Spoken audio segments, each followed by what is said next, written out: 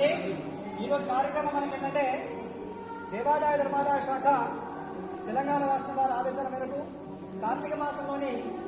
ప్రతిరోజు కూడా దేవాలయంలో కూడా బిల్వం శివార్పణం